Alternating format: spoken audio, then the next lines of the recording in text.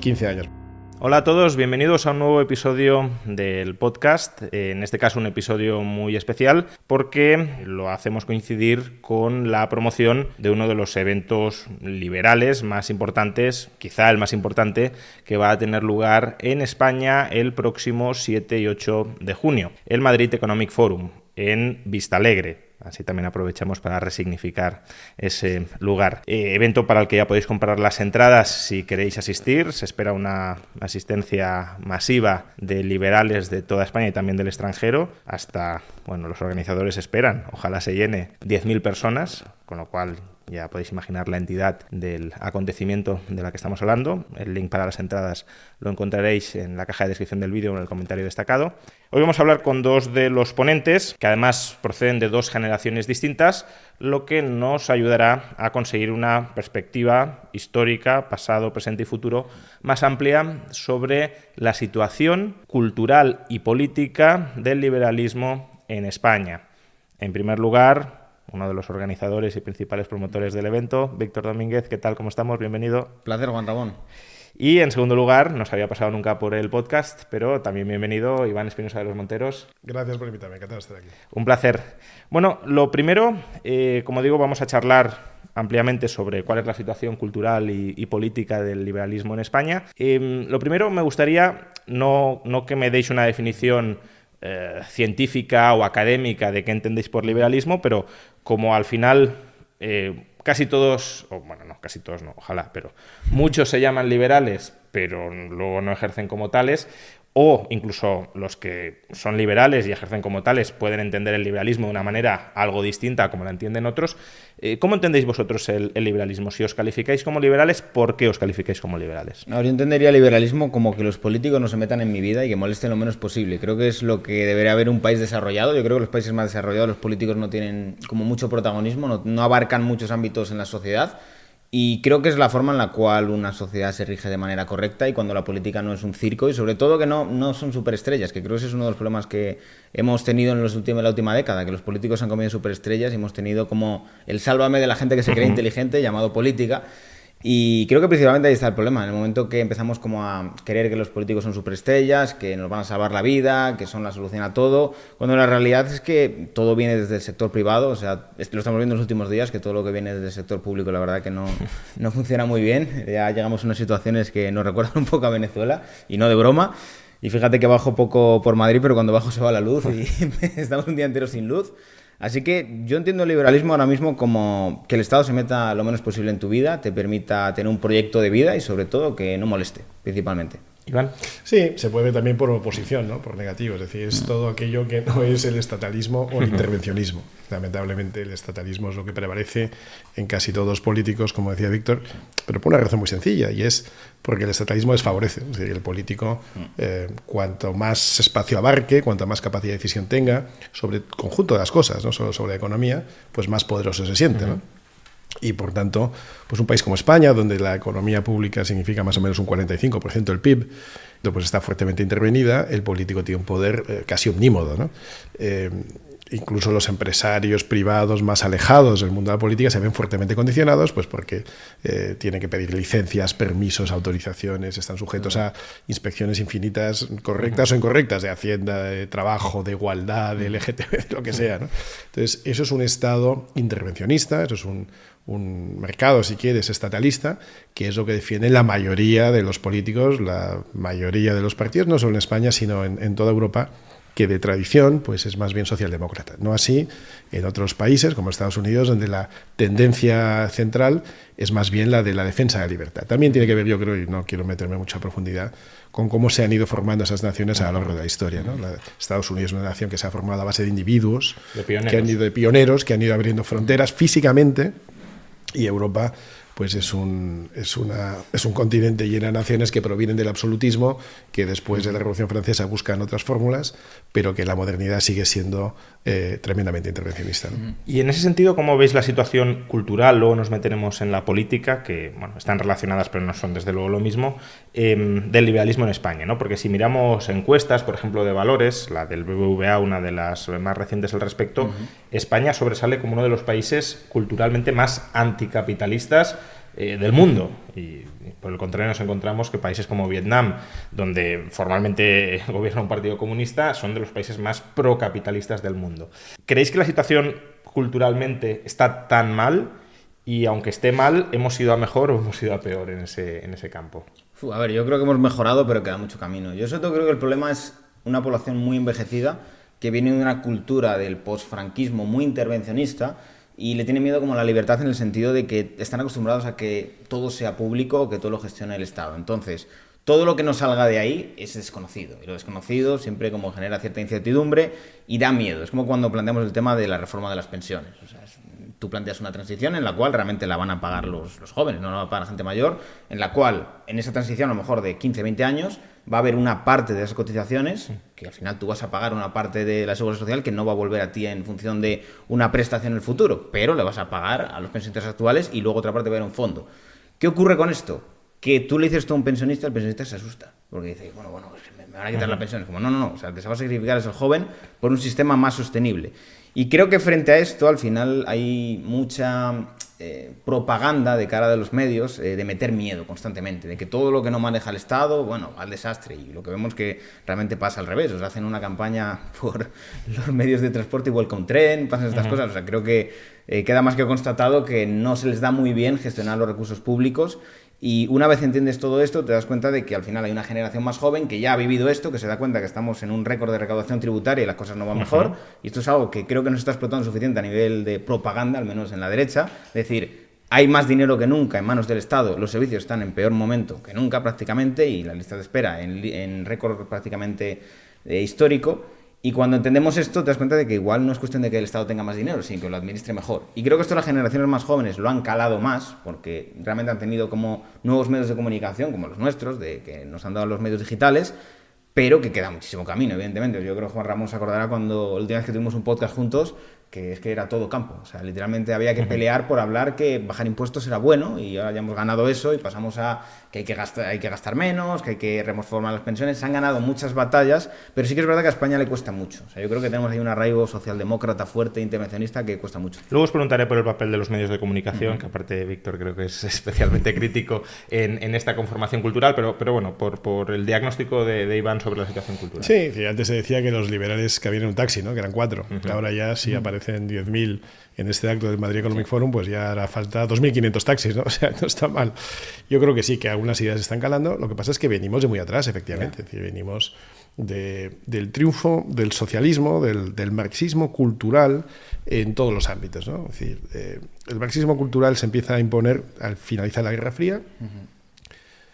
No vengo a hacer promoción de eso, pero yo saco un libro justo ahora en el que hablo de este tema. Puedes promocionarlo también, no hay problema. Y arranco precisamente con el libro, arranca con una entrevista muy interesante que se puede ver en YouTube de un ex espía ruso de la KGB que se llama Bezmenov, Yuri Bezmenov, que explica en el año 84 cómo se han ido ganando, cómo el socialismo, los soviets han ido ganando influencia en ámbitos culturales. Y él dice al entrevistador americano, año 84, dice, ¿ustedes se creen que la KGB se dedica a cosas tipo James Bond y operaciones encubiertas? Y sí, algo de eso hacemos. Pero el 85% de nuestra actividad se puede ver abiertamente. Nosotros lo que venimos es a generar un cambio cultural y para eso hemos infiltrado, pero es que habla así en estos temas, ¿no? Hemos infiltrado la universidad, la enseñanza, los medios de comunicación. Y da nombres, ¿no? El tío dice, pero ustedes no se dan cuenta, dice, por ejemplo, que Jane Fonda es agente nuestra, insisto, estamos en el año 84. Ustedes no se dan cuenta que Ted Koppel, que es un periodista, es un agente nuestro, pero es que lo dice así, ¿no? Entonces, esos avances que ha ido haciendo el marxismo desde la posguerra mundial han ido calando en todas partes. En España, al principio con más dificultad, porque el franquismo no lo permitía, pero el franquismo también era intervencionista, como es natural, especialmente hasta el año 59, ¿no? Pero claro, entonces España tiene dos tradiciones, una franquista, que es no especialmente liberal, y la otra marxista o socialdemócrata, pues es muy difícil, es casi milagroso que calen las ideas de la libertad, que es justamente las ideas que generan las sociedades más prósperas, las más equitativas, donde hay más oportunidades, donde hay menos pobreza y donde hay más igualdad. Justamente os quería preguntar sobre esto último que ha planteado ahora Iván, ¿no? Porque Víctor decía la inercia intervencionista o estatista que tenemos en España procede de las generaciones del posfranquismo, que buscan una especie de Estado paternalista que los proteja. Iván decía, bueno, pero también viene desde la infiltración cultural, del marxismo, de la socialdemocracia más radical. Claro, en principio estas dos tradiciones como que están enfrentadas, ¿no? Porque el franquismo era antimarxista y de hecho pues restringía incluso el acceso al marxismo, y desde luego el marxismo no es franquista. Es más, hoy en día los hay que de alguna manera intentan como revivir o relegitimar el régimen franquista como un régimen pues eso, opuesto a la izquierda, opuesta al franquismo y por tanto potencialmente aliado de las libertades. ¿Cómo veis esta nueva reivindicación que también está presente entre los jóvenes, quizá no entre las generaciones posfranquistas, que a lo mejor son más franquistas sociológicas pero no reivindican el régimen como tal, es más, son los más militantes antifranquistas de boquilla que hay, pero entre los jóvenes también encontramos jornadas de nuevos franquistas o de nuevos legitimadores del régimen? A mí lo que me parece es que al final, cuando pillas la etapa como un poco de, sobre todo las últimas etapas del franquismo, lo que tienes es mucha desregulación, bastante libertad económica, y lo que tienes es una España en crecimiento y en expansión. Entonces, en un contexto así es muy fácil ganarte bien la vida y que un país vaya bien. ¿Qué ocurre? Nos comparamos con eso frente a una etapa en la cual tenemos regulación por todos los lados, impuestos por todos los lados y prácticamente una capacidad de ahorro nula. Entonces, cuando te comparas con los tiempos actuales, cualquier tiempo es mejor prácticamente. Por eso muchas veces lo de volver al pasado suena como malo, pero en este caso no es tan malo, porque al final pillas una España que está en expansión y que es lo que muchas veces intentamos explicar a mucha gente, que es España no está en un proceso, digamos que de crecimiento, sino en un proceso de subdesarrollo de poquito a poco, muy poquito a poco. O sea, no es una caída muy fuerte, pero vemos países como República Checa o como Polonia que empiezan a ir hacia arriba. Si es verdad que no tienen el estado del bienestar de España ni se acerca, pero llega un momento en el cual, pues evidentemente, si tú vas así y otros van así, en algún momento te vas a cruzar y vas a estar en el mismo lugar. Entonces, yo creo que al final, pues evidentemente se puede añorar todo eso, pero claro, yo creo que se añora más la desregulación y la libertad que había en esa etapa que otra cosa más que... Sí, lo que pasa es que también era una libertad, o sea, por un lado es verdad que el Estado era mucho más pequeño en términos de presión fiscal, incluso de regulaciones que han ido creciendo en España y en el resto del mundo más o menos a la par, pero luego tenía una parte de empresa pública tremendamente presente y que también intervenía mucho por esa vía en la economía. ¿Tú cómo lo ves, Iván? Bueno, es que se produce un efecto que puede ser contradictorio, ¿no? Y es que no puede haber crecimiento económico sin cierta libertad económica, pero sí puede haber crecimiento económico sin libertad política. Y esto, pues lo hemos visto en el franquismo, lo vemos en China, tú has mencionado Vietnam, Corea del Sur en su momento, y hoy lo estamos viendo, por ejemplo, en Medio Oriente, ¿no? Los Emiratos, que ahora mismo son el centro, realmente son el centro mundial financiero, tecnológico, energético y en muchos ámbitos de crecimiento. Sí. Y yo cuando voy y visito con alguna frecuencia de distintos Emiratos y veo, incluso hablo con españoles que están y tal, vente aquí, esto es maravilloso, el crecimiento, la desregulación, la falta de impuestos. El pragmatismo, sobre todo. Claro, entonces dices, pues, y las libertades, y dices, no, aquí súper libre, puedes dejar el coche abierto, no te roba nadie, no tal, pero oye, y lo de no poder expresar tu opinión política, y se me queda mirando como diciendo, pero ¿a quién le importa eso? ¿No? En un momento en el que estamos tan libres para otras cosas. Entonces hay que definir también qué libertades te interesan más, porque si lo que te interesa son las libertades políticas, pues esos no son tus sitios. Pero si lo que te interesa es las libertades, sobre la libertad económica, en algunos mercados incluso adoptando el código mercantil, el sistema mercantil y judicial británico, hasta el punto que se traen jueces británicos para implementar el código mercantil británico, ¿no? Pero, ¿y libertades personales de qué tipo? Pues efectivamente hay seguridad total, efectivamente no hay robos, no hay violaciones, no hay agresiones, no hay asesinatos. No hay libertades políticas, pero claro, si la gente dice, es que a mí me da igual, porque a mí no me interesa expresar mi opinión política, no me dedico a esto, pues te da que pensar, ¿no? Es un riesgo para las democracias encontrar sistemas donde, no siendo democráticos, las cosas empiezan a ir muy bien. ¿Qué sucede con el franquismo? Hasta el año 59, la posguerra muy larga, 20 años de posguerra, es dramática. Es una España de cantidad de racionamiento, de pobreza, de autarquía y de cero reconocimiento internacional. A partir del plan de estabilización del 59, se sientan las bases de un crecimiento espectacular como España no ha tenido ni Occidente nunca en la historia. Del 59 a la crisis del petróleo del 73, se crece a un ritmo del 7% anual compuesto. La gente no sé si es consciente de lo que eso quiere decir. La economía se más que dobla en un periodo muy corto, ¿no?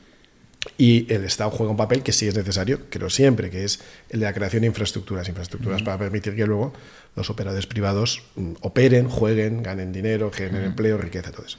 Es verdad que en esa época pues no había muchos operadores privados en España, pero no porque estuviera prohibido, sino porque no había capital suficiente formado para hacerlo. Y por lo tanto, la iniciativa es más bien pública. El Instituto Nacional de Industria, que es una institución que conozco bien, que se funda en el año 49, va creando todo tipo de empresas que con el tiempo se van privatizando. La mitad del IBEX de hoy es de origen público. Eso también tiene que ver con por qué tampoco nuestros directivos son especialmente liberales, porque provienen de empresas, sean Telefónica, Repsol, o esa empresa privada que dice Pedro Sánchez que se llama Red Eléctrica, ¿no? Esa empresa privada. Esa no sabía yo que era privada.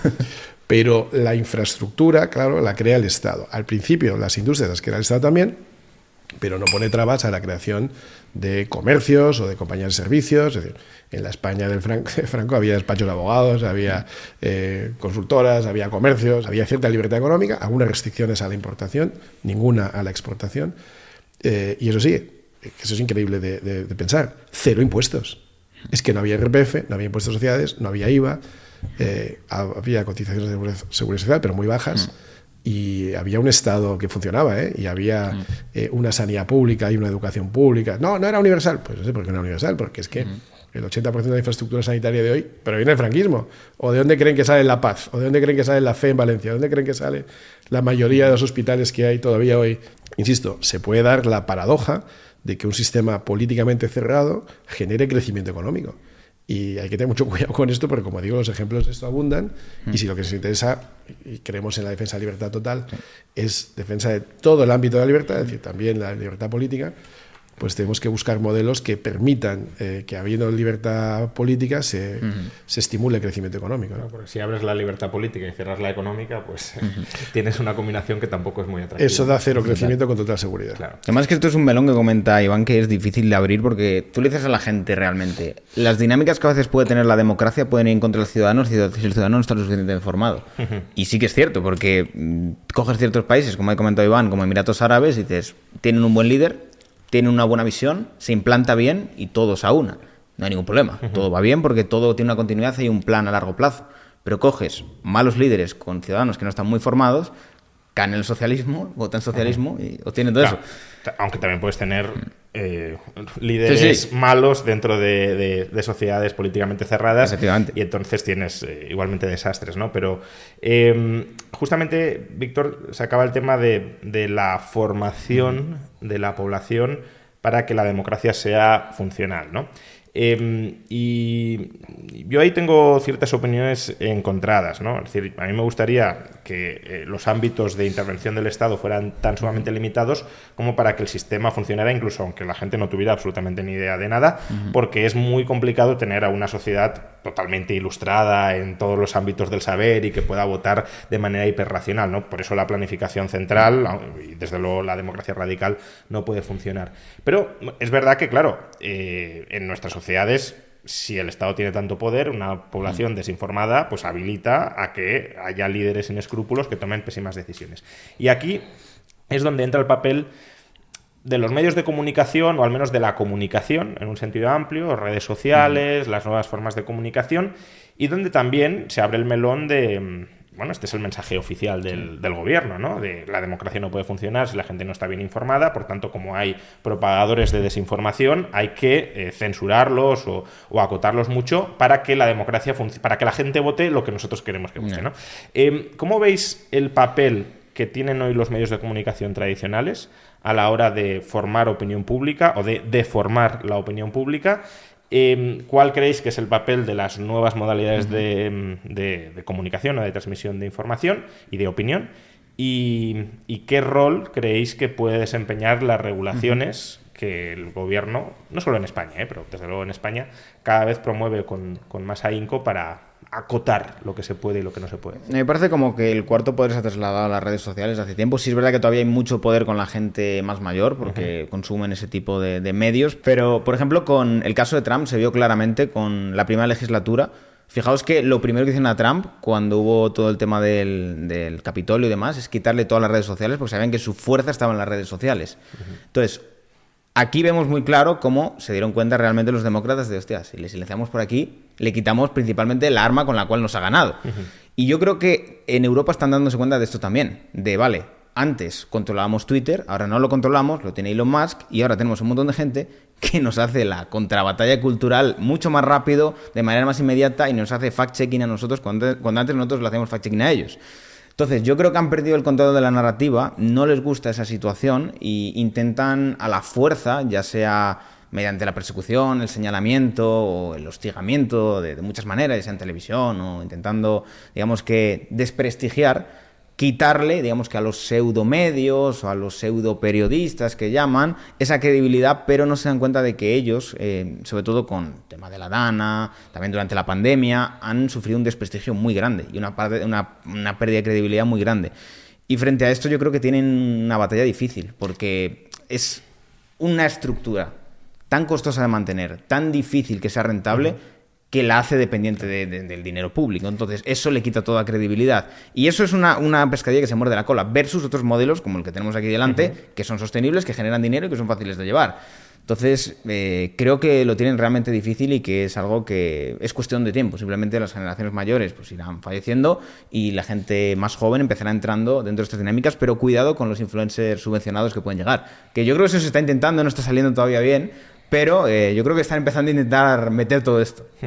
Decías que, claro, han sufrido un desprestigio muy grande los medios tradicionales durante acontecimientos tan importantes como la pandemia o la Dana, pero ¿no crees que ellos perciben que ese desprestigio lo han sufrido justamente porque desde las redes sociales les han hecho fact-checking y han expuesto sus incoherencias, y que una de las razones para censurar o para pretender censurar es como volver al statu quo anterior, donde nadie los vigilaba y nadie les daba realimentación, nadie los criticaba, nadie exponía sus falsedades o sus informaciones incompletas o simplemente se les lleva a la contraria, ¿no? Porque también el tipo de opiniones que se expresan desde los medios tradicionales nuevamente está muy restringida a reproducir lo que se vive en el Parlamento, ¿no? ¿Tú cómo lo ves, Iván? Porque además tú has vivido ampliamente, bueno, tampoco tan ampliamente, pero sí has vivido una época donde las redes no existían y donde la forma de informarse y opinar era a través del periódico escrito, la televisión, la radio.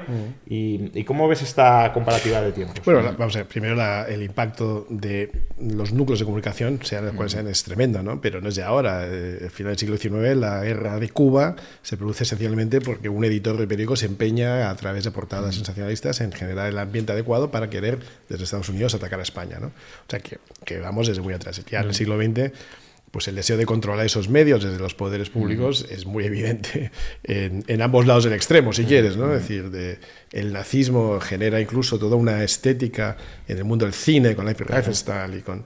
Es decir, que hay películas que apelan a lo épico, con cierta música también, aunque las películas eran mudas, pero se ponía cierta música para elevar el espíritu del pueblo alemán, por poner un ejemplo, y del otro lado, pues no hace falta explicar lo que es el Granma en Cuba o lo que es el control editorial de los periódicos en sistemas cerrados políticamente, ¿no? Pero en sistemas abiertos también, en la España, para no irnos muy lejos, en los últimos 25 o 30 años, pues tenemos la España del editorial único en Cataluña, ¿no? Donde todos los periódicos que se publicaban en Cataluña, que se editaban en Cataluña, sacan el mismo editorial, en apoyo, por supuesto, del gobierno, en ese caso nacionalista, fuertemente subvencionador de los medios. Pero eso que parece que hace 25 años, hoy en día, cuando tú repasas las subvenciones que paga el gobierno central, te escandalizas. Cuando repasas las de las comunidades autónomas del otro lado del espectro político, lo mismo, porque es que parece que son solo los de un lado. No, todo el espectro político tiene el mismo deseo, todo el espectro político tiene la misma metodología, y luego hay otros partidos que, en vez de, como no tienen a lo mejor tanto presupuesto como para influir en medios, lo que tienen es para influir en influencers. Y entonces, claro, los influencers son bastante más asequibles, y ves por ahí algunos que fácilmente se entregan a la causa a cambio de cierto cobijo, ¿no? Efectivamente, los medios de comunicación están en declive, pero no han desaparecido, siguen teniendo mucha influencia, sobre todo los mayores, te diría, de 55 o 60 años. Los que tienen entre 35 y 55, pues quizá lean la versión digital de esos medios y también tengan redes sociales, y por debajo de 35 yo creo que la gente no sabe lo que es Antena 3, COPE, la SER, o no tienen ni idea. Vamos, mis hijos de luego no saben lo que son esas marcas, ¿no? No quiero decir nombres de periodistas, pero los nombres de periodistas más acreditados, a los que yo sigo, a ellos no les supone nada. ¿Hoy en día diríais que hay algún medio de comunicación de los tradicionales, ¿no?, que sea verdaderamente independiente, o todos de alguna manera beben de algún tipo de subvención estatal y por tanto tienen algún tipo de lealtad comprometida. Yo diría que hay algún programa, con alguna excepción, que puede tener algo de independencia, pero yo creo que al final siempre tienes esa... Es imposible. O sea, al final, si tú sigues el dinero, literalmente la cadena se mantiene a base de dinero público, son los anunciantes. Entonces, el que tiene el dinero al final tiene la narrativa. O sea, por mucho que tú quieras meter a cierta gente en los programas, yo creo que al final también yo imagino que tiene que haber una cuota de tertulianos también, desde esa perspectiva, de decir, vale, yo tengo un programa, pues yo quiero mi cuota de tertulianos y meterlos ahí para tener mi narrativa. Y bueno, lo que estamos viendo en televisión española, yo creo que están haciendo como los galácticos. Ahora os quería preguntar por las televisiones públicas, ¿no? Pero antes, por cerrar el capítulo de las formalmente privadas, pero que viven del presupuesto... Es muy difícil encontrar independencia. Hay casos de héroes, ¿eh? Para mí hay Iker Jiménez, para mí es un héroe, y además en cuatro, que no es una cadena especialmente, digamos, de liberal o de derechas, ¿no? Pues, hay casos, y es un caso de heroicidad, pero la heroicidad se lo ha hecho que es singular, es decir, no está muy extendida, no es muy frecuente. En medios de comunicación tradicionales, en periódicos y radios, pues sigue habiendo una fuerte dependencia de la publicidad, y dentro de eso, pues el primer anunciante es siempre el Estado, ¿no? Antes decía, el primer anunciante es el Corte Inglés y tal. No, el primer anunciante es el Estado, con mucha diferencia. Si consideras todas las entidades, ministerios, organismos y distintas administraciones públicas, ¿no?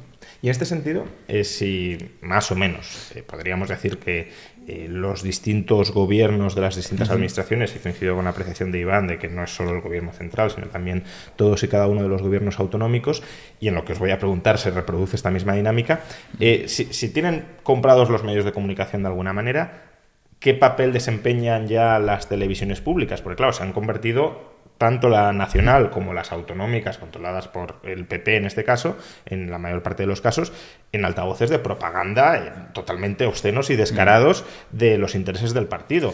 Es decir, ¿para qué necesitan algo tan evidente y tan... Lo de Televisión Española en los últimos tiempos, pero si uno coge Telemadrid, 3/4 de lo mismo. Entonces, ¿por qué?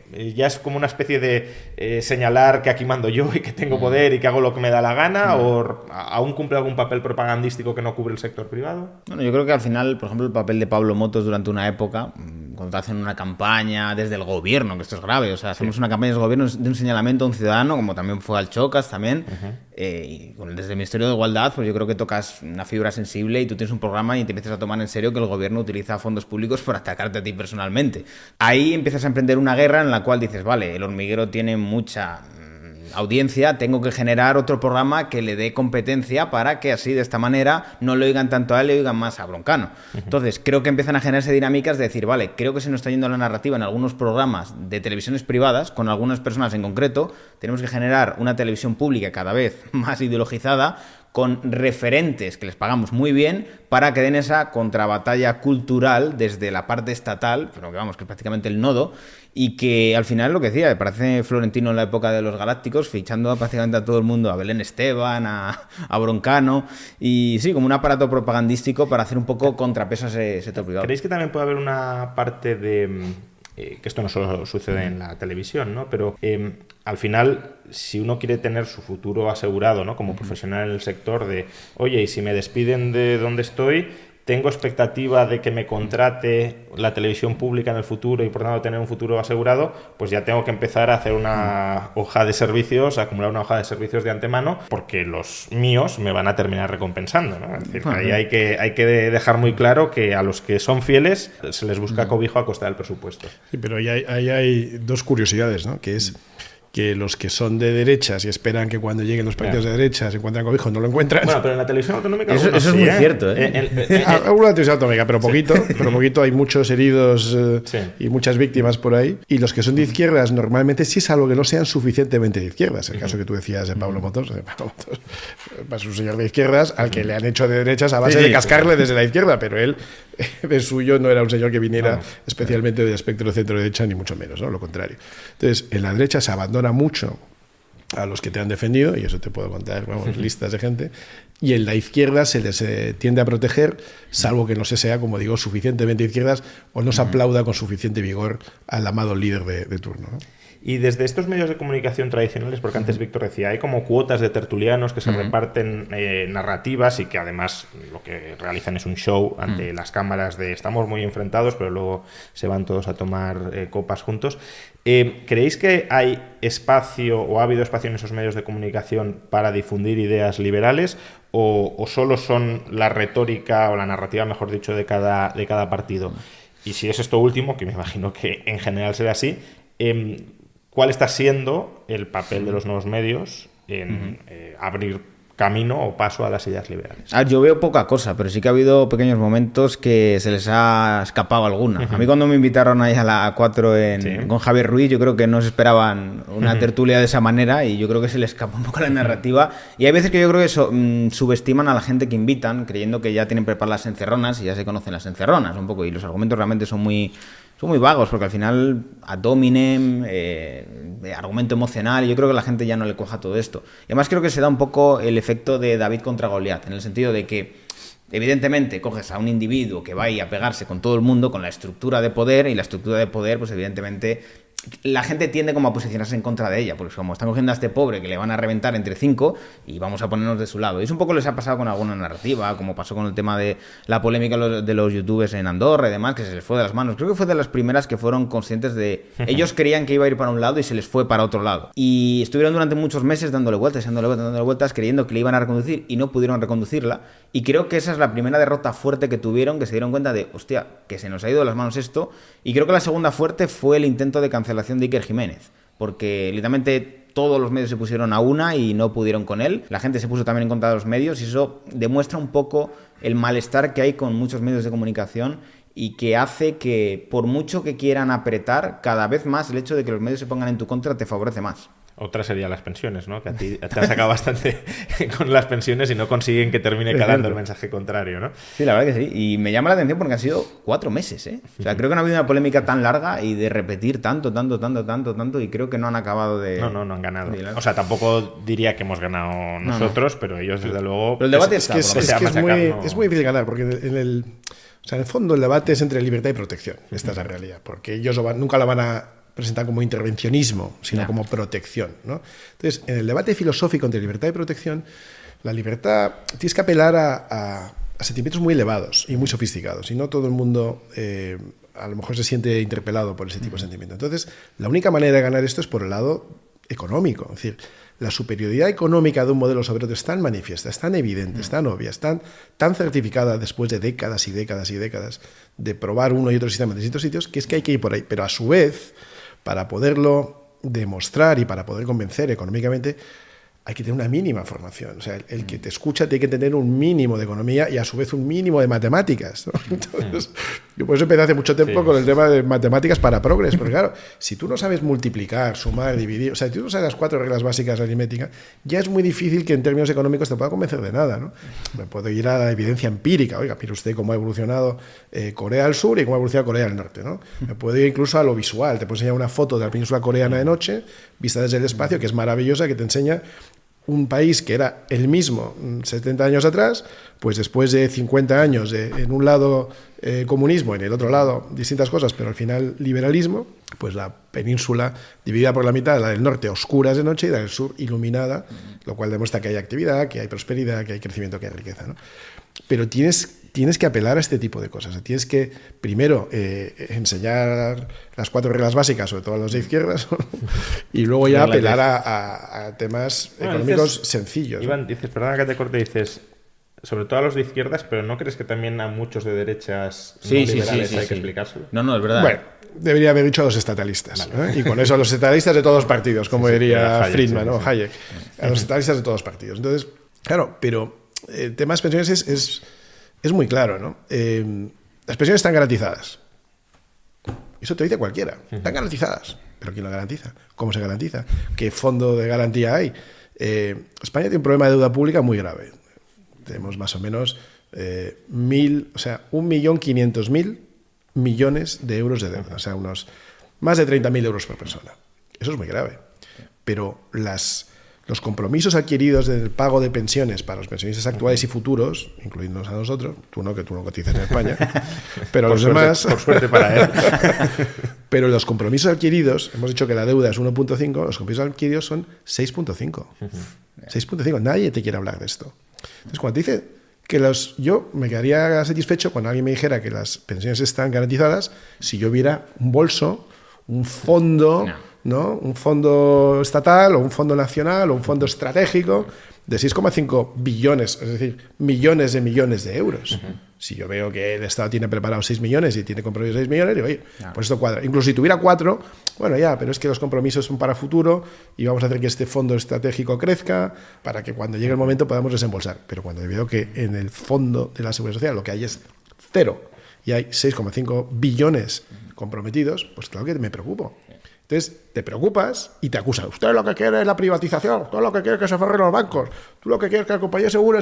No, señor, yo lo que quiero es que todo el mundo tenga una pensión. Usted y los que vienen por detrás también. Los de 20, los de 30, los de 40, los de 50 y los de 60. Y como entiendo un poquito de matemáticas, no mucho, pero un poco, y sé leer una pirámide poblacional, y entiendo cómo funciona el sistema actual de reparto, y entiendo cómo funcionaría el de capitalización, como he visto algunos países que han transitado de uno a otro con éxito y he visto que los que no y tienen un problema demográfico como el nuestro acaban mal, como quiero que todo el mundo tenga una pensión, lo que quiero son soluciones. Y si propones soluciones que la gente no entiende, entonces cuando facha, ultraderecha, privatizar, tú lo que quieres es forrarte y tal. No, yo lo que quiero es que tú, que me estás acusando, que ahora mismo es difícil que tengas una pensión, la tengas. Y este tipo de discurso, que es un discurso, digamos, rupturista con el statu quo que tenemos en la actualidad y que no se escucha desde los medios de comunicación tradicionales, tendrán su propia agenda ideológica, sus propios intereses comprometidos con los partidos, por lo que sea. ¿Cómo podemos conseguir que alcance culturalmente a la sociedad? Una forma pueden ser las nuevas vías de comunicación, pero desde la sociedad civil, y ahora creo que Iván está intentando empujar desde ese lado, ¿qué otras formas hay de llegar, de calar en la población, de que se produzca ese cambio cultural progresivo?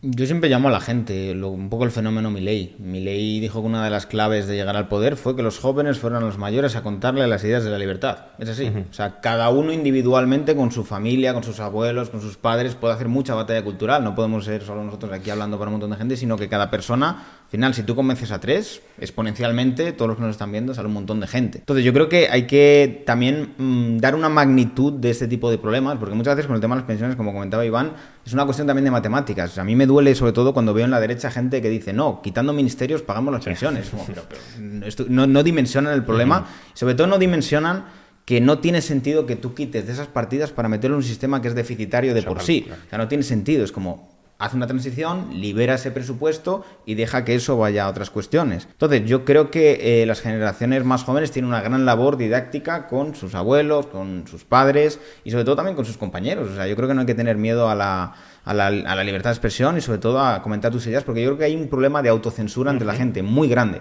O sea, yo le animo mucho a la gente a que hable, porque el gran problema es que la gente cree que sus ideas no son buenas o que están mal vistas o que van a ser mala persona por expresarlas en público, y en realidad hay más gente que piensan como ellos y no se dan cuenta. Y cuando tú lo argumentas, realmente dices, pues bueno, en realidad tiene razón. El problema es que se autocensuran. ¿Por qué? Porque desde los medios también se mete mucho miedo a que si piensas de cierta manera, eres malo. Entonces...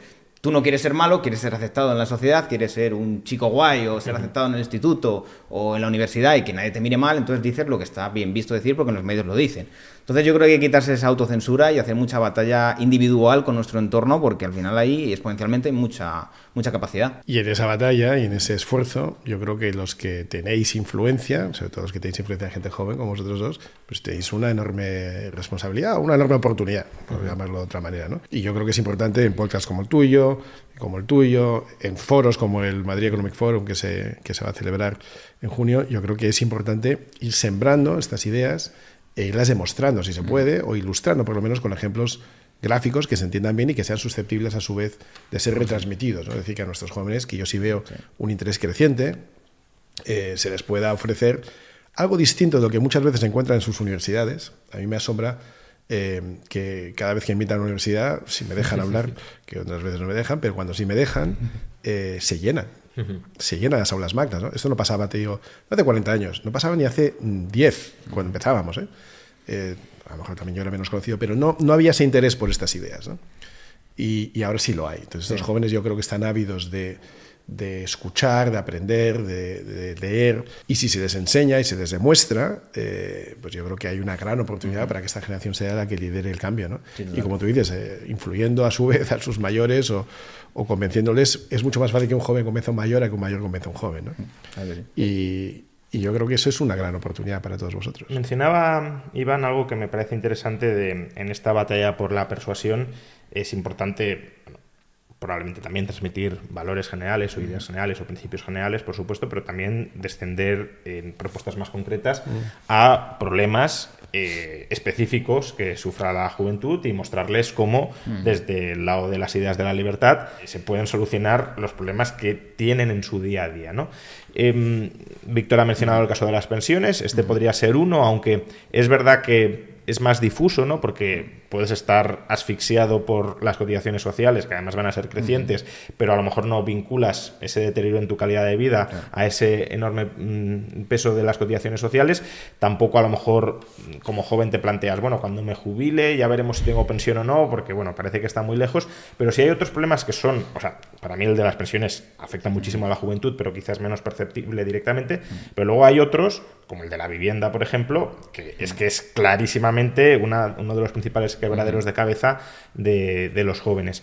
¿Cuáles creéis que son las preocupaciones más cercanas que tiene la juventud y de qué manera las ideas liberales les podrían solucionar de una manera muy clara esos problemas? Yo creo que la labor didáctica que hay que hacer con el tema de la vivienda es enorme, porque al final creo que le ha metido en la cabeza a la gente que construir es malo por el tema de la burbuja inmobiliaria 2008, con el tema de Lehman Brothers y más, y se ha quedado como ese trauma de que si construimos es malo. Y claro, lo que la gente no se da cuenta es que realmente esta narrativa de es que los fondos buitres se van a beneficiar de construir muchos. No, cuando el fondo se beneficia es cuando hay escasez y hay especulación. O sea, ¿cómo puedes creer que si aumentas la oferta masivamente va a haber especulación, si te van a bajar los precios? Entonces es algo que nadie entiende, porque al final es que parece que realmente hay una élite que paga a esta gente para que diga estas cosas y se benefician de ella, porque si no, no tiene ningún sentido. O sea, es matemática. Si tenemos en una isla 2 cocos para 3 personas, pues esos cocos se cotizarán mucho, pero si tenemos 1000 cocos, pues tendremos para todos y costarán poco dinero. Es algo muy simple, que como comentamos las matemáticas para pobres que decía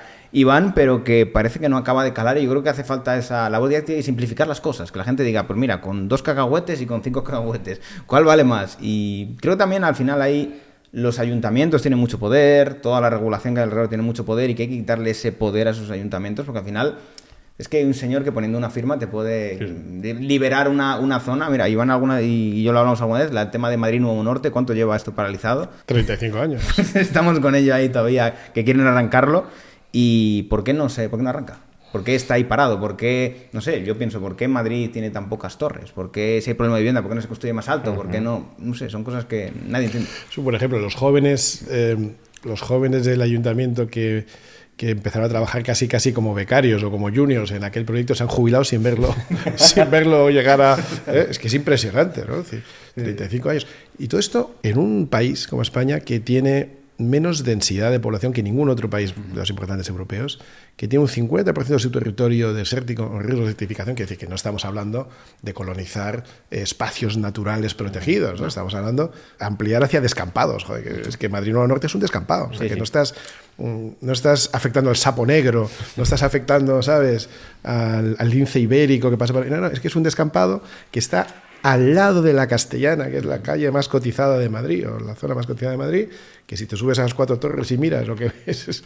No, oye, y 35 años para empezar, que todavía no hemos empezado, 35 años para empezar a que aquello se empiece a construir, ¿no? El otro día comentaba que encima la que la consiguió poner en marcha fue Carmena, Eso sí, reduciendo el número de pisos, luego haciendo todavía más valiosos y más especulativo el precio de vivienda, cuando lo que tenía que haber hecho era duplicar el número de pisos, pero claro, a ella le sonaba mal lo de construir debe ser malo, ¿no? Por lo tanto, vamos a construir menos pisos, ¿no?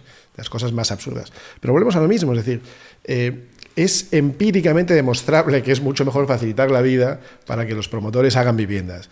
Tú eres un alcalde y quieres quedar bien y quieres decir que haces vivienda social y tal, pues cede terrenos tuyos a una promotora que los va a construir sin que a ti te cueste un duro, le permites que lo haga sobre tu suelo, se lo cedes durante 30 o 35 años a un coste que tú impongas, ellos harán su cálculo financiero de cuántos años necesitan la concesión y te lo devuelven después de 40 años, encima el piso es tuyo, ayuntamiento, y quedas fenomenal, o se lo dejas a los inquilinos para que lo compren. que de verdad que no es tan difícil.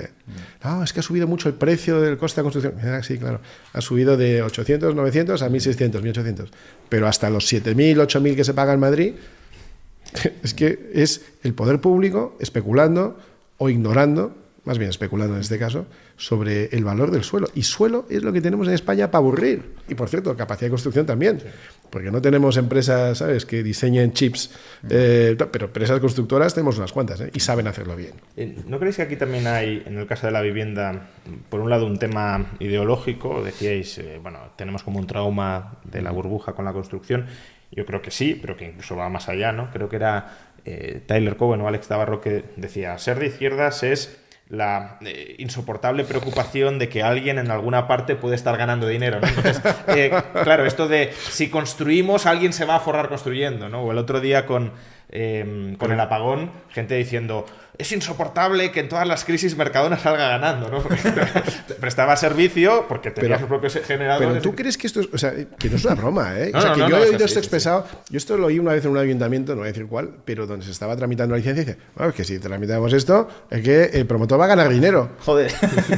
Y te quedabas mirando, claro, es que esa es su función social y la tuya es facilitarlo, ¿no? Es decir, pero es que ¿cómo va a ganar dinero el promotor? Perdona, es que no sabía que la gente invertía en promocionar vivienda para perder, ¿sabes? Porque le gusta.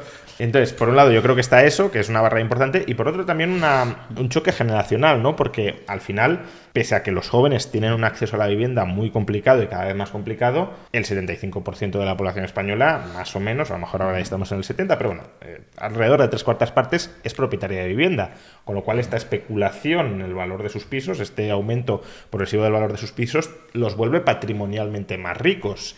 Y eso puede, según cuál sea tu caladero de votantes, te puede llevar a decir, oye, no priorizo a los jóvenes, priorizo a los boomers, por simplificar, y la protección del patrimonio y que estén muy contentos, pensión cuidada, vivienda cada vez más cara. Y eso es una dinámica que si no se produce el efecto que tú decías de que el joven persuada al mayor, es muy difícil de romper, porque claro, al final el mayor mira por su interés. Esto es la segunda vez que lo oigo en poco tiempo, no había oído nunca este argumento y ya he oído 2 veces. Pues que no es verdad.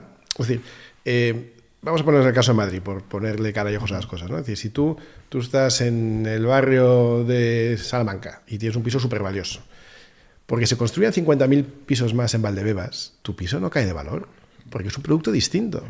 Y si tú tienes un piso hoy en Valdebebas y se producen 50.000 viviendas más cerca de ti, tampoco cae el precio de tu piso necesariamente. Depende de otras cosas, depende de la seguridad, depende de que hayan llenado tu barrio de locales que no te comentan. Pero que haya cada vez más viviendas, si hay suficiente demanda, y hay demanda de sobra, no hace necesariamente que caiga el piso de otros productos, que serán más o menos del mismo sector, pero que no son necesariamente comparables. Pero a lo mejor no suben tanto como subirían, eso sí. Y ahí, pues... Sí, pero una persona mayor, ese argumento sí lo entiendo, pero una persona mayor no está pensando en el valor de su piso porque no lo va a vender, salvo que ya empecemos a entrar en gente que está en la hipoteca inversa y tal, pero es que eso es muy poco. La gente que tiene un piso en propiedad está pensando en quedarse vivir en su piso hasta que le saque con los pies por delante. Entonces no está pensando en el valor de su piso. Si su piso vale 300.000 o 400.000, preferiría que valga 400 que 300. Pero no le cambia la vida porque no lo va a vender. Luego, esto es como dice Warren Buffett, ¿no? Si a mí lo que diga la bolsa me da igual, yo tengo el valor intrínseco de mi patrimonio y luego si usted dice que esto vale mucho, pues igual se lo vendo, si usted dice que vale poco, se lo compro. Pero el valor no cambia porque cambie el precio. Y para una persona mayor que no está pensando en vender, no creo que le cambie mucho la vida. No creo que el político esté pensando en esos términos. Creo que estamos ya pensando mal, porque pensamos mal y acertamos muchas veces, pero yo creo que es mucho más sencillo. Yo creo que el político tiene una cierta aversión al tema de vivienda, como decía Víctor, por esta idea socialdemócrata progre de que construir, promover es malo, y por esta interpretación espectacular que hacemos de la Constitución de que usted tiene derecho a la vivienda. Sí, pues deme mi vivienda. Oiga, usted tiene derecho a comprarse una vivienda. Usted tiene derecho a la propiedad privada, al título de propiedad de una vivienda, a que nadie se la quite. Por cierto, a que nadie se la ocupe, ¿no? Porque si tengo derecho a una vivienda no me debería usted ocupar. O a que si la alquila no le digan cómo tiene que alquilarla y todo esto, claro. Con un mínimo de regulación, ¿no? Pero porque los derechos de los demás también te atañen. Pero que tú tengas derecho a tener un coche no quiere decir que el Estado te tenga que dar un Ferrari.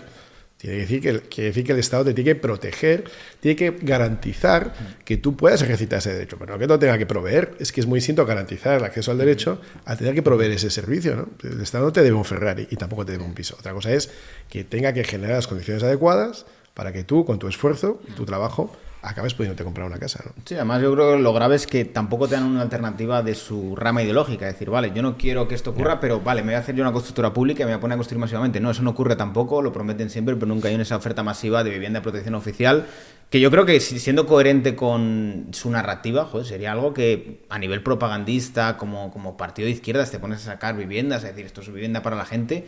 Yo no entiendo, yo creo que es una falta de capacidades que no saben hacerlo, porque si no, no entiendo por qué no lo hacen, porque yo pienso, soy un político de izquierda, si tengo que ganar votos, me pongo a construir con el dinero que tengo a nivel de ingresos actuales, vamos, o sea, ganas un montón de votos. Entonces yo creo que pasa por el perro hortelano, ni come ni deja comer. Entonces, como ni me pongo a hacer vivienda de protección oficial, ni tampoco dejo que el sector privado abastezca todo esto porque alguien ganará dinero. Entonces yo creo que con esta dinámica, en la cual nos quedamos ahí encallados, nos quedamos en una situación en la cual todo el mundo se queja, todo el mundo quiere que esto se solucione, pero nadie quiere hacer nada. Y creo que tenemos una dinámica que también es muy peligrosa y que el otro día lo hablaba con un amigo y yo me acuerdo de las películas de hace 10, 15 años que había la típica película de broma de viviendo con tus padres a los 30. Y yo pienso, yo tengo 30 y gran parte de mis amigos viven con sus padres. Digo, esto hace 10 años era una humillación y se hacían películas de broma con todo esto. Y esto es la realidad actual, que demuestra el empobrecimiento que ha habido de la población y la pérdida de poder adquisitivo. Estabais hablando de medidas que, por ejemplo, en el ámbito de la vivienda se pueden adoptar desde una perspectiva liberal para solucionar problemas muy acuciantes, muy inmediatos, muy directos, muy palpables de la gente. Pero bueno, siempre que surge esto, bueno, sí, tenéis muchas ideas, tenéis proyectos, tenéis planes, pero al final esto, para que tome cuerpo, se tiene que aplicar desde la política, ¿no? Entonces, demos el salto ya desde esta reflexión sobre el liberalismo cultural en España a la situación del liberalismo político. Ahora mismo en España, ¿hay algún partido, hay algún político más o menos destacado? Claro, no digamos pues un militante de... No, algún político no tiene por ser el líder del partido, pero que tenga una cierta influencia interna que encarne esos valores liberales o que tenga esa agenda liberal. Es que depende a quién le preguntes. O sea, le preguntamos os pregunto a vosotros. Si le preguntamos a Bastos o a Huerta de Soto, yo creo que no hay ninguno. O sea, yo creo que está complicado.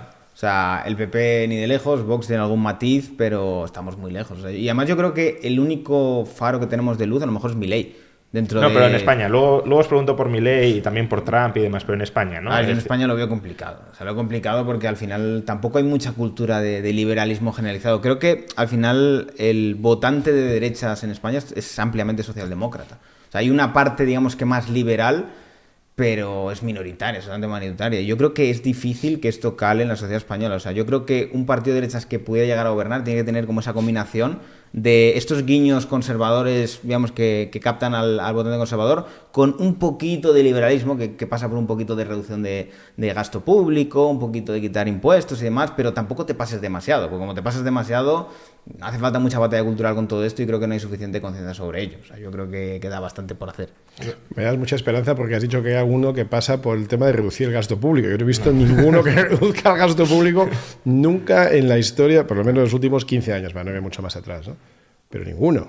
Yo conozco alguna que pasa por ser la liberal, que cuando ha recibido el ingreso extraordinario proveniente de genera un impuesto, que es el del patrimonio, para que no se lo lleve otra administración pública y que ha ingresado bastante dinero, no ha reducido, por otro lado, no ha devuelto o no ha abonado o bonificado al contribuyente de otra manera, ¿no? Eso ha sido, tremendamente sangrante. Quiero decir, estamos hablando del caso de, tú no lo has mencionado, pero se ha sobreentendido, pero lo mencioné yo, de Isabel Díaz Ayuso, que siempre hizo gala de en Madrid no se paga impuesto de patrimonio, cuando establece el gobierno central el impuesto a la riqueza. Yo mismo dije, bueno, pues tiene todo el sentido que se restablezca el impuesto de patrimonio en Madrid, porque si no el dinero se lo va a llevar Sánchez, pero esa recaudación extraordinaria, pues que baje otros impuestos, ¿no? Porque, vale, no vas a poder bajar patrimonio, pero aunque tú digas, oye, pues este dinero se lo ahorraban los grandes patrimonios, pues ahora no se lo ahorrarán por patrimonio, sino por renta, pues bajo el tipo marginal máximo en el IRPF 3-4 puntos. Nada, absolutamente nada.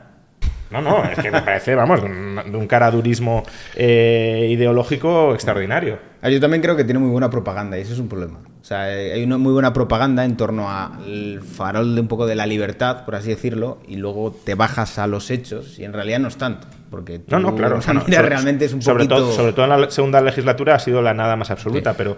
En realidad, si quieres ser más o menos exigente, la persona que más ha hecho por implantar estas ideas desde el poder relativo que tenía, que de verdad sí bajó impuestos, que sí puso la senda por la que luego tenemos que tener. No me dirás Cristóbal Montoro, supongo. Creo que no, porque lo único peor que hemos tenido, lo único peor que Montero ha sido Montoro. No, pero sí Esperanza Aguirre. Esperanza Aguirre sí tomó esa senda, sí hizo un esfuerzo de comunicación con más o menos éxito, pero sí que fue constante, sí que lo defendía abiertamente, sí que fue valiente, sí que bajó impuestos, sí que consiguió déficits menores y sentó las bases y creó el camino por el que luego otros han transitado atribuyéndose méritos. Lo que pasa que más allá de la opinión que a cada uno le pueda merecer Esperanza Aguirre sobre su formación o no, el grado de formación liberal que tenía Esperanza Aguirre no tiene nada que ver con el que tiene Ayuso. Es decir, Ayuso ha podido tener en algún momento alguna apelación o algún instinto de voy a agarrar la bandera liberal, pero sin estar formada en las ideas liberales de ninguna manera. Esperanza Aguirre se formó, ya digo, mejor o peor, eso lo opina cada uno, pero desde joven se formó en un clima liberal. Fue discípula de Pedro Sbarz, ha leído a Hayek, ha leído a Mises, conoce a Huerta de Soto. Entonces, el contexto ideológico es muy distinto. ¿Estamos de acuerdo? Sí, a ver, yo también creo que Ayuso se beneficia mucho de los complejos del PP. Entonces, cuando coges un PP que es tremendamente acomplejado, en cuanto hay uno que es un poquito menos acomplejado, parece bueno. Entonces yo creo que tenemos ahí la clave, es decir, no es que realmente sea liberal, sino que lo comparas con lo demás, pues es que, claro, parece liberal. No, pero yo te podría comprar eso, pero Ayuso sí ha cogido la bandera del liberalismo, claro. Si dijeras, no, Ayuso tampoco es que hace mucha apelación al liberalismo y por comparación, pues es menos malo, ¿vale? Te lo compro, pero es que Ayuso, su campaña es socialismo o libertad, comunismo o libertad, entonces cuando tú haces una apelación tan continua a la libertad y al liberalismo, deberías dejar que se notara algo. Y al menos en la segunda legislatura no se ha notado en absolutamente nada, de nada. Pero bueno, cerrando el capítulo Ayuso, que tampoco es una cuestión de centrarlo en Ayuso. Me Ayuso. habían dicho que Madrid era un paraíso fiscal, eso no lo sabía. Sí, ojalá. Pero más allá de eso, tú has dicho que solo Esperanza Aguirre, pero Esperanza Aguirre ya no está en activo. Bueno, pues se me ocurre algún alcalde que conozco y tal, pero claro, nadie significativo, desde luego, ¿no? Entonces, en la derecha se suele meter, claro, luego el término de derecha también es tan sumamente indefinido, ahí... La no izquierda. Exacto, lo que dice Brian Kaplan, de derecha es no izquierda, ¿no? Y aún así habría que ver qué es no izquierda, pero bueno, se suele meter a PP y Vox como partidos con representación parlamentaria nacional que estarían en la no izquierda, en el ámbito de la derecha. Analicemos brevemente un poco cómo ha sido la evolución ideológica de estos partidos, porque, por ejemplo, Esperanza Aguirre estaba en el PP, tú mismo has dicho que tenía una agenda más o menos liberal, que la implantó más o menos, pero que sí se avanzó, aunque también se retrocedió en algunos ámbitos, por ejemplo, la limitación de alturas en Madrid y demás. O sea, que no todo fueron buenas decisiones, pero globalmente podríamos decir que se avanzó más que se retrocedió. Pero bueno, ahora mismo el PP... pues no tiene ninguna figura política que defienda este discurso y al contrario, por ejemplo, Feijóo, lo que a él le gustaría es ocupar el espacio que ocupaba el PSOE hace algunos años. Entonces, ¿veis en el PP alguna posibilidad de que las ideas liberales calen y se conviertan en más o menos protagonistas, o eso es un terreno absolutamente baldío? A ver, yo creo que... A ver, si estuviera un poco lo que ocurrió con Pablo Casado se veía alguna cosilla, pero yo creo que con Feijóo es imposible. O sea, Feijóo, yo creo que la aspiración de Feijóo realmente es, como tú comentas, convertirse en el PSOE, pero sin pactar con independentistas, que no va a poder hacerlo porque tendría que hacerlo sino con Vox y tendría que tener un gobierno con Vox. Y yo creo que ya están poniendo un poco la senda de pactar con Junts, pactar con el PNV. Entonces yo creo que el PP no se espera absolutamente nada de él y yo creo que Feijóo tiene claro que quiere potenciar la socialdemocracia, el centro centrado, el PSOE bueno, por así decirlo. Yo creo que no hay inspiración a ello, porque podrías tener ciertas oportunidades de ciertas políticas que a lo mejor puede hacer Vox, que no son tan liberales, y dices, pues mira, ya que ellos se van por ahí, yo cojo esto y me pongo mega liberal, y no lo hacen. Entonces yo creo que está claro que todo se va hacia un poco el intervencionismo de socialdemocracia y un poco recrearse en todo ello, y no se aprovechan a veces de estas circunstancias. Yo creo que hay un votante, por así decirlo, totalmente liberal, que está totalmente desabastecido en este sentido, y que no creo que vaya a ser abastecido por nadie. ¿Y crees que es porque dentro del PP hay una adscripción ideológica muy marcada hacia la socialdemocracia o simplemente porque no tienen ideas y compran lo que creen que hay? A ver, yo también creo que eso va por la propia estructura de un partido político que es una agencia de colocación. Si tú te prometes a meter la motosierra, te tienes que cargar a la mitad de los afiliados. Entonces, yo creo que ahí te quedas sin estructura de colocación dentro del partido y yo creo que se vive muy bien como agencia de colocación y yo creo que es más cómodo defender la socialdemocracia un poco moderada y quedarte con la estructura de poder que ya tienes y mantener un poco tus chiringuitos propios, porque es bastante más cómodo. Evidentemente, lo inaudito es que te venga un Milei que te recorte todo y que te haga todo esto. Eso es lo que sí, sería... porque Milei es un outsider. Luego, sí. luego hablaremos un poco de Milei, si os parece. ¿Tú cómo ves la situación del PP? ¿Crees que hay posibilidad de que desde allí se apliquen políticas liberales o no? Porque al final también, ya no, si trascendemos un poco el ámbito nacional, en Europa gobiernan desde siempre PP y PSOE y son hermanos casi gemelos. Entonces, claro, aquí se quieren diferenciar aparentemente mucho el uno del otro, pero coinciden en casi todo. Sí, es verdad. Yo creo que los dos partidos tienen una oportunidad tremenda por delante. Hay mucho terreno en medio. Quedan 2 años de aquí a las elecciones y la oportunidad es empezar a cultivar ese espacio, que no se está haciendo. Yo, desde luego, no veo a nadie que lo esté haciendo. Y a mí me parece una oportunidad tremenda, pero yo creo que hay millones de personas en ese espacio. Pero también supongo que ambos creen que aunque no se cultiven, esos millones de personas acabarán votando de una manera u otra, ¿no? Entonces no ven la necesidad. Pero a mí me gustaría que hubiera una estrategia, una iniciativa, un deseo proactivo de atraerles, de entusiasmarles, de generar optimismo, y es que hay muchísimas razones para ello, y hay muchísima capacidad para ello, y una oportunidad tremenda, ¿no? Porque al final España tiene un potencial tremendo. España tiene por delante, o sea, tenemos muchas cosas mal, y justamente porque tenemos muchas cosas mal, es relativamente sencillo arreglar varios de los problemas que tenemos y proponer pues una visión a 10, 15, 20 años mucho más optimista, mucho más entusiasta y mucho más atractiva, ¿no? Basada en el crecimiento, en la prosperidad, en el desarrollo, en valores que son realmente de centro de derecha, ¿no? Partiendo, por supuesto, de la ley y el orden, ¿no? Es decir, esto como base mínimo, restablecer la ley y el orden, devolver a España el Estado de Derecho que hemos ido perdiendo en estos últimos 7 años. Eso es lo mínimo, de eso no podemos renunciar, y a partir de ahí, que esto es necesario, construir un relato de algo a lo que podemos aspirar, a lo que podemos apelar, pensando, como digo, en 10-15 años en una España mucho más próspera, mucho más rica, basada en estas ideas. Es que no es tan difícil, no es tan difícil. La oportunidad yo creo que es tremenda para los dos. Os he preguntado por el PP, Iván ya decía los dos, PP y Vox, ahora os pregunto explícitamente por Vox, porque también aquí, de la misma manera que el PP pues tenía algo con Esperanza Aguirre, no voy a decir que fuera un partido liberal ni muchísimo menos, pero bueno, sí que había algún representante de alto nivel que conocía las ideas liberales y de alguna manera intentaba aplicarlas, ¿no? De la misma manera, en Vox aparentemente había una corriente liberal dentro del partido que desde luego no era hegemónica ni única, pero sí estaba ahí. De hecho, pues como anécdota personal, el programa electoral de 2019, yo mismo escribí un artículo diciendo que era el mejor programa económico que había en España, aún yo no siendo ni entonces ni ahora simpatizante en absoluto de Vox, pero al César lo que es del César, ¿no?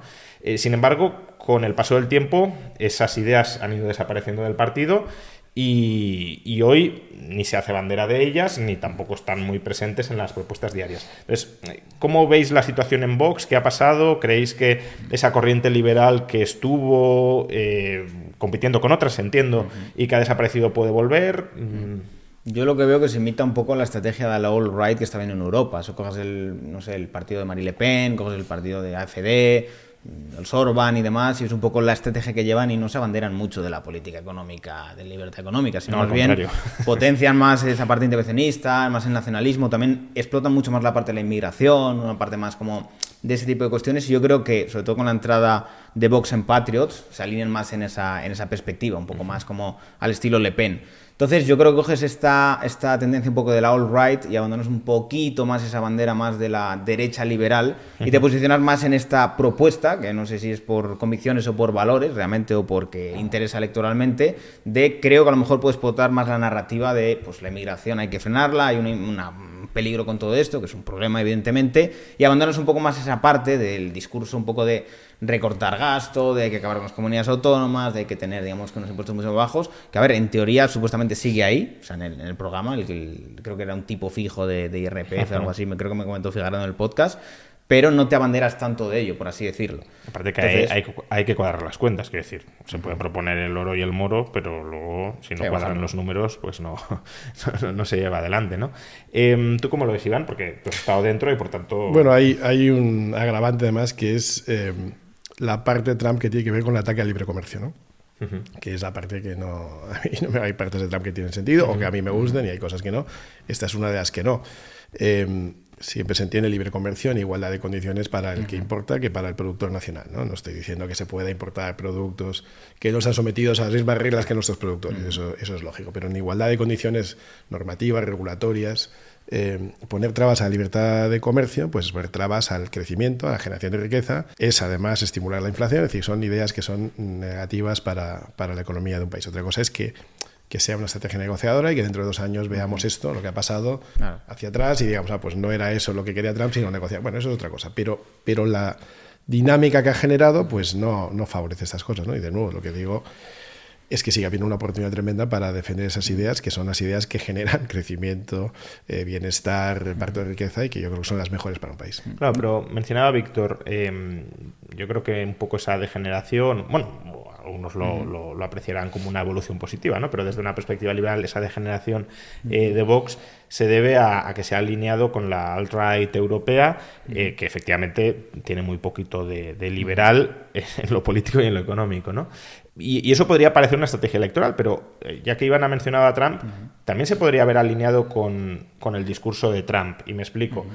Trump, yo coincido, toda la parte comercial es horrorosa, pero justamente Vox en eso no tiene competencias. Podría defenderlo en Europa, pero no tiene política arancelaria propia. Y en cambio, todo lo otro de Trump, que es un discurso que también podríamos calificar como alt-right, pero bastante más orientado hacia la libertad económica que en Europa, de regulación, reducción del gasto, reducción de impuestos, que luego Trump veremos qué hace. De regulación yo creo que puede hacer bastante, en recorte y tal soy más escéptico, pero al menos el discurso está ahí. Sí. Y ese marco, que también sería un marco perfectamente comparable electoralmente, no lo ha hecho. Entonces, yo creo que no es solo un tema de estrategia de, oye, me alineo con la alt-right europea, que es lo que hay, no, porque escoges determinada derecha alternativa con la que alinearte, que es antiliberal en todos los frentes, y descartas las ideas más liberales que también están en la derecha alternativa, por ejemplo, de Trump. Sí, pero yo creo que aquí sobre todo lo que ocurre es que cuando te alineas al final geopolíticamente con alguien que al final tiene sus intereses políticos, pues al final te vuelves salpicado por lo que hace en su país, por los bienes de su país. Pero al fin y al cabo... Pero también con la europea, quiero decir. Efectivamente. O sea, yo creo que lo que ocurre con Trump sobre todo es que yo creo que Trump realmente está jugando a ver qué fuerza tiene realmente con muchos países. Es decir, yo voy a apretar, voy a decir, a ver, hasta qué punto me aguantan y luego vamos a negociar.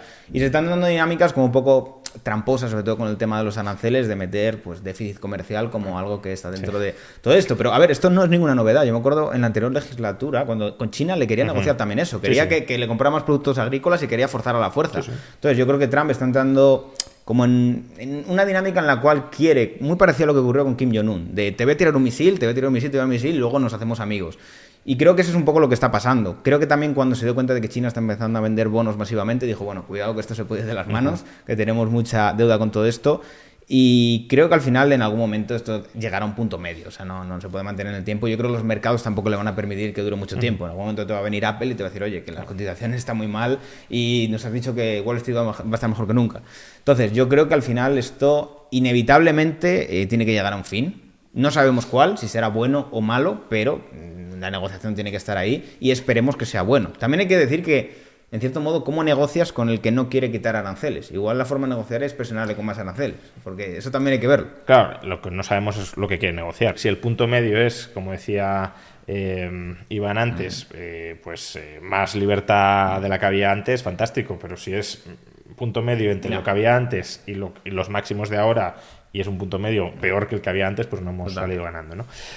Por mantenernos en política española, Iván, si no estoy equivocado, tú has planteado en algún momento la necesidad de que PP y Vox se entiendan en una especie de programa de mínimos, ¿no? Como una propuesta alternativa que permita plantear una alternativa a la izquierda.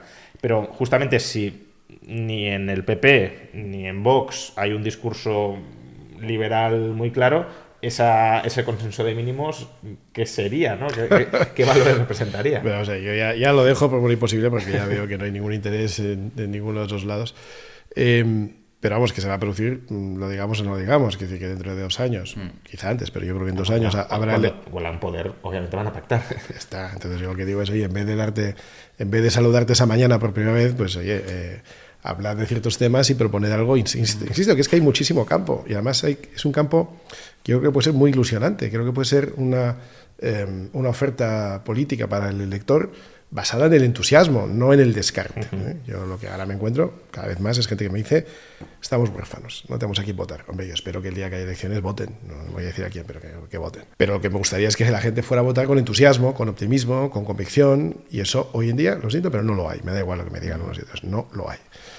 ¿Y dónde estaría ese campo? Pues el que hemos definido, y estamos volviendo una vez y otra vez a lo mismo, es que eso genera optimismo. Si tú presentas una visión de España a 20 años y dices, mire, España puede ir por este camino. Voy a volver al tema de Trump. Trump ha hecho una cosa que está muy bien, que también ha hecho Milei, o que Milei la hizo antes, que es el tema del DOGE, ¿no? Es decir, un departamento de búsqueda de eficiencia administrativa gubernativa.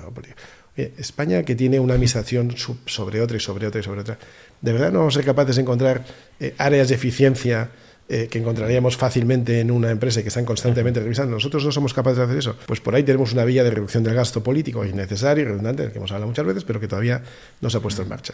Tenemos una capacidad enorme con nuestras infraestructuras, tenemos una capacidad enorme con la energía, más ahora con lo que hemos visto.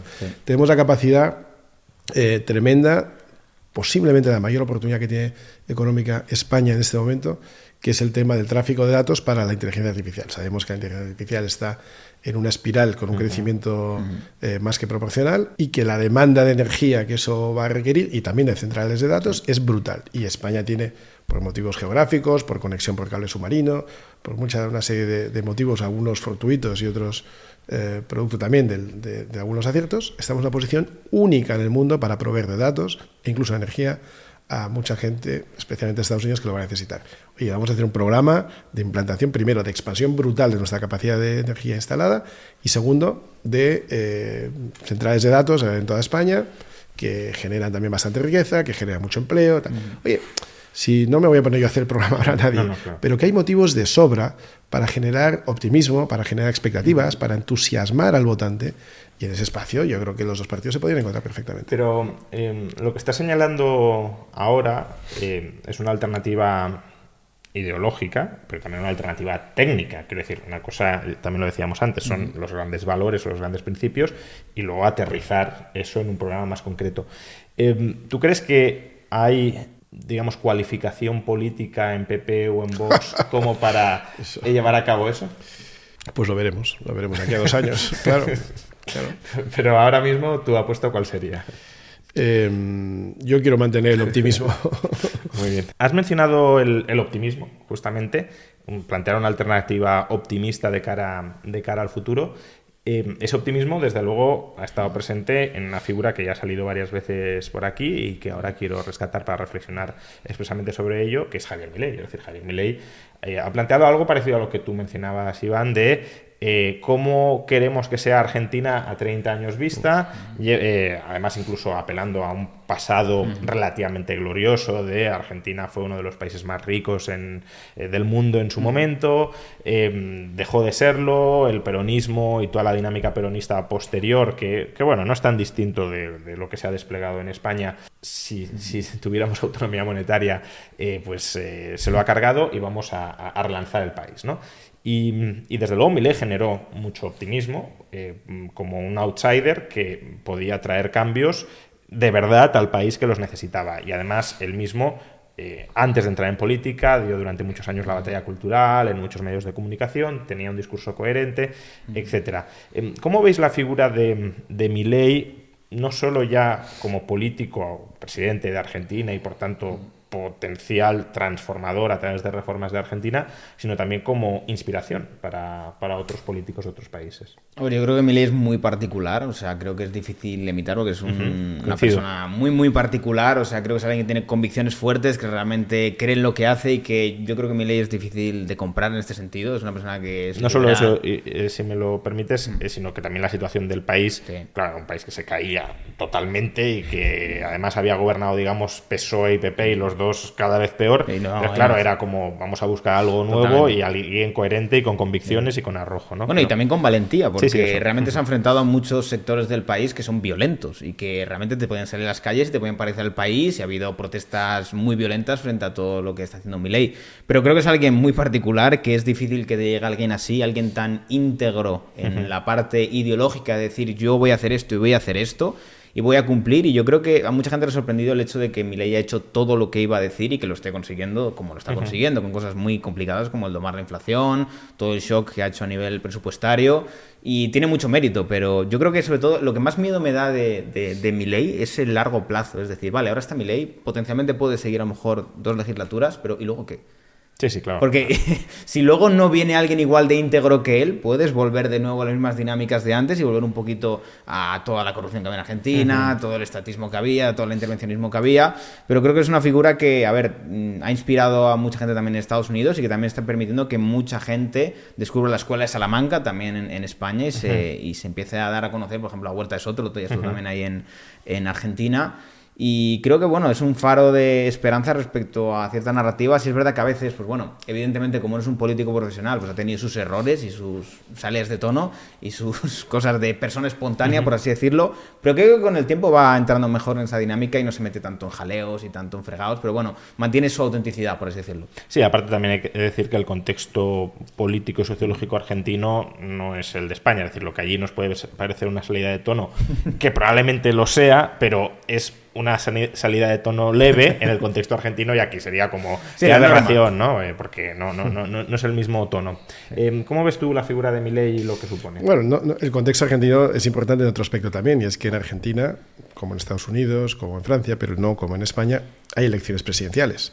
Aquí no elegimos presidente de gobierno, aquí elegimos solo al Poder Legislativo, al Congreso, no en unas elecciones, sino en 52, porque son 50 provincias y ciudades autónomas que se presentan simultáneamente, pero son 52 elecciones distintas donde se elige un parlamento que elige luego al presidente. Entonces, la figura de Milei, que es una figura más bien individualista, y que por tanto se puede permitir, aunque luego pues tiene un partido que se ha ido creando detrás y que le ha ayudado mucho pues su vicepresidenta, pero un individuo con unas ideas íntegras, como tú decías, pues tiene más posibilidades de triunfar en un espacio o en un contexto político en el que eso se permite por el sistema electoral, ¿no? Pero en cualquier caso, y por cierto, ¿no? Insisto en que Victoria Villarroel, su vicepresidenta, creo que tenía un papel muy importante también en generar el partido a su alrededor, porque aunque sean unas presidenciales, detrás pues hay también un Congreso y un Senado, hay que generar también un partido para que te apoye, ¿no?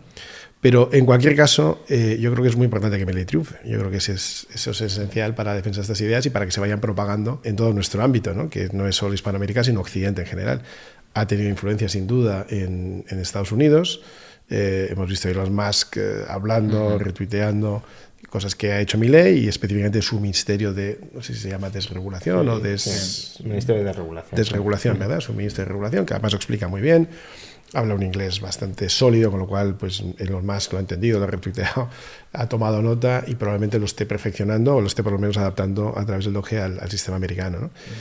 Pero yo creo que es un sistema, o yo creo que es un gobierno, mejor dicho, que nos interesa a todos que le vaya bien, y todos le deseamos éxito, porque ese éxito redundará sin duda en que esas ideas se vayan esparciendo, ¿no?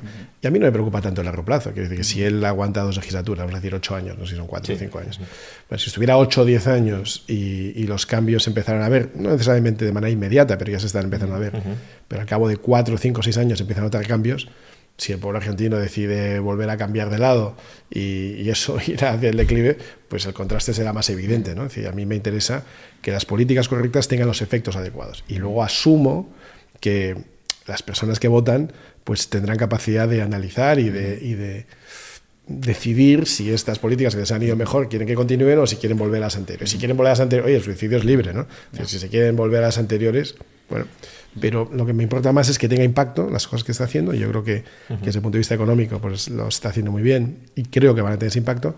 Me preocupa que sí, que se consolide al principio y que empiece a tener efectos visibles para que no haya dudas sobre cuáles son las consecuencias de una y otra política, ¿no? Por lo que he creído entenderte, la estructura de partidos y de elección de partidos en España lo consideras un lastre para que ideas de este tipo puedan terminar. No, lo considero un condicionante para que un individuo sea capaz de por ejemplo, Macron pues era otro presidente, o es otro presidente que apareció sin partido. Había sido ministro de otro partido, se presenta a unas elecciones él solo y se puede presentar y después ganar.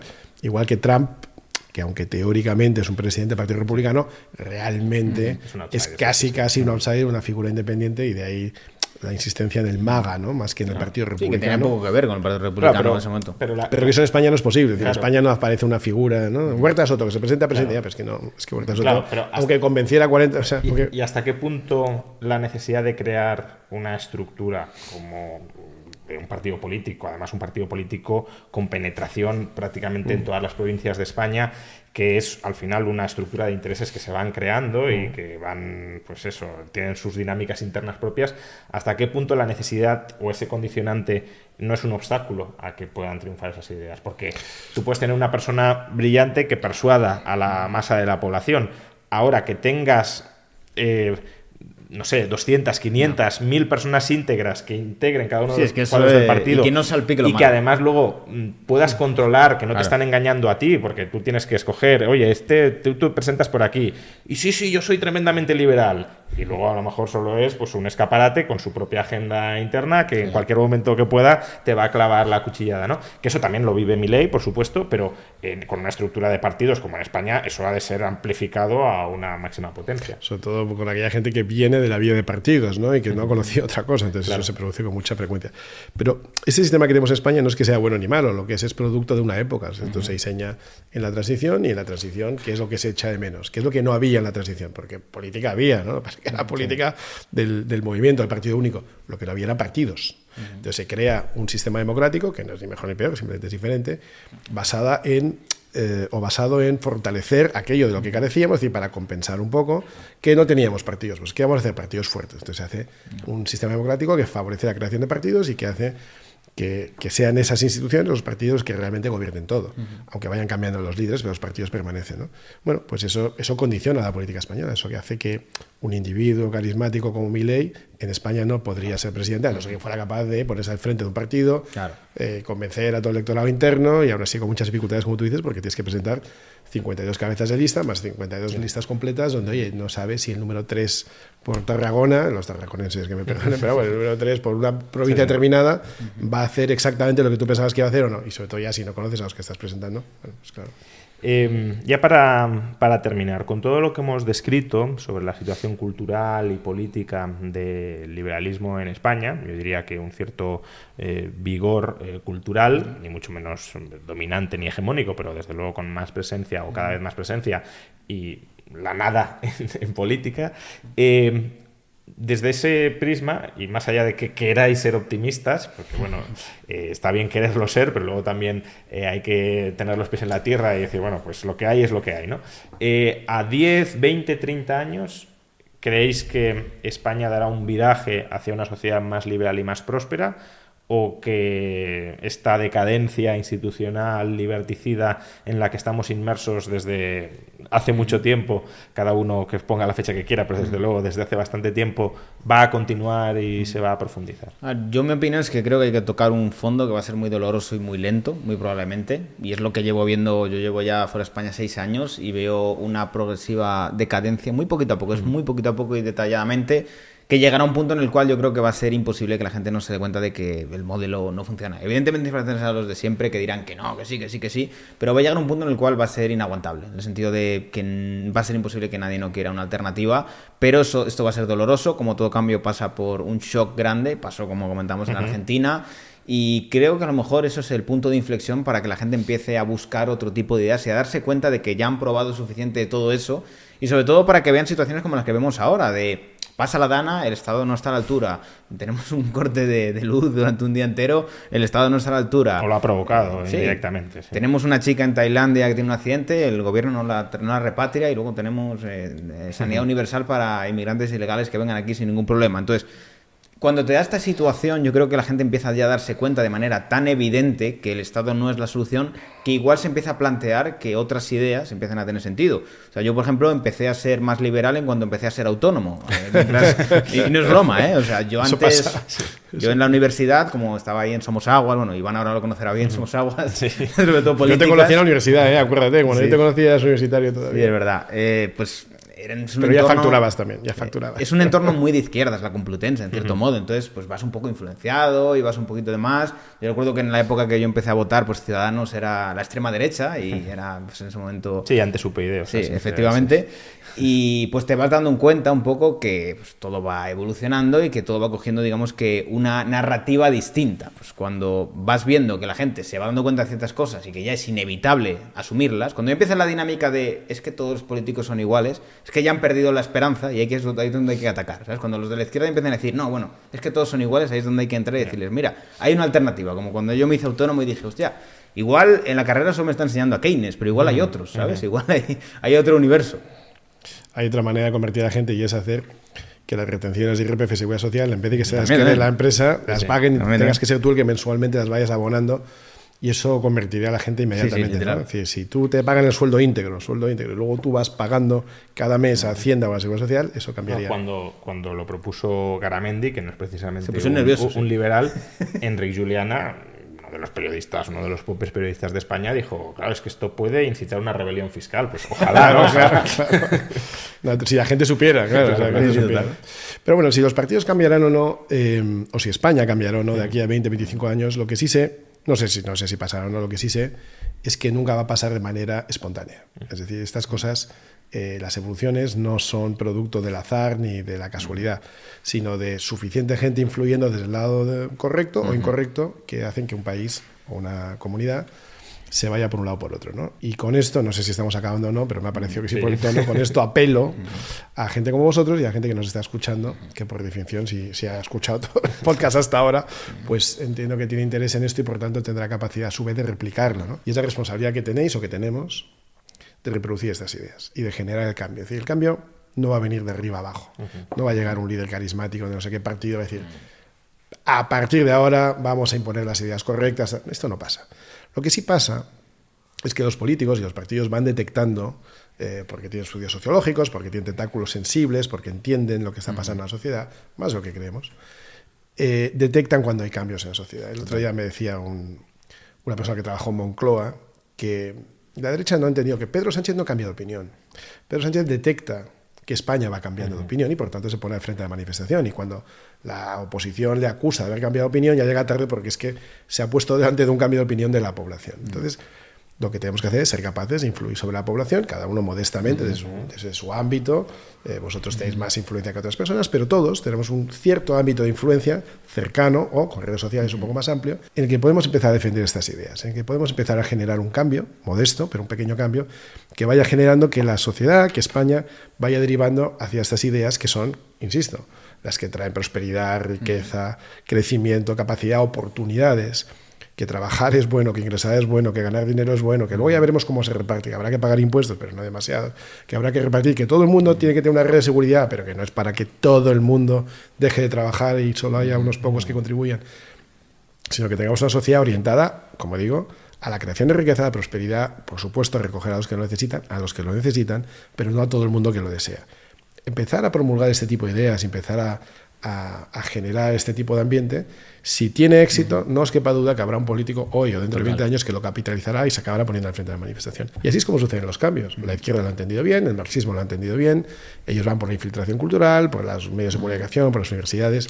Quizá nosotros no tengamos esa capacidad hoy, pero sí tenemos micrófonos, sí tenemos redes sociales, sí tenemos todos tenemos un WhatsApp, muchos tenemos un Twitter o un Instagram o un TikTok, y todos tenemos capacidad de reproducir, amplificar, ser un poco reproductores de esas ideas, que si conseguimos entre todos que vayan calando, no os quepa duda que habrá un líder político en el futuro que lo abanderará y lo hará suyo, y además dirá que fue el que lo dijo desde el principio. Pues muchas gracias, Iván, muchas gracias, Víctor. Ha sido una charla muy interesante sobre pasado, presente y futuro del liberalismo cultural y político en España, y justamente si de alguna manera queremos contribuir a impulsar ese cambio cultural, una de las formas, ni mucho menos la única, pero sí uno de los caminos, son foros de debate como el que justamente nos reúne hoy, o cuya promoción nos reúne hoy, que es el Madrid Economic Forum, 7 y 8 de junio, donde encontraréis a ponentes como Iván, como Víctor y como mucha otra gente, yo mismo también, defendiendo pues estas ideas en ámbitos muy distintos, muy aplicados. Algunos tendrán ponencias más generales, otros más prácticas o más atendiendo a problemas específicos. Y bueno, os podéis inscribir, como sabéis, pues comprando las entradas en el enlace que encontraréis tanto en la caja de descripción del vídeo como en el comentario destacado. Espero o esperamos veros allí a muchos de vosotros. Y, como ya se ha dicho, muchas gracias por haber atendido, haber estado visualizando este podcast que ha sido largo, pero muy intenso y fructífero. Muchas gracias.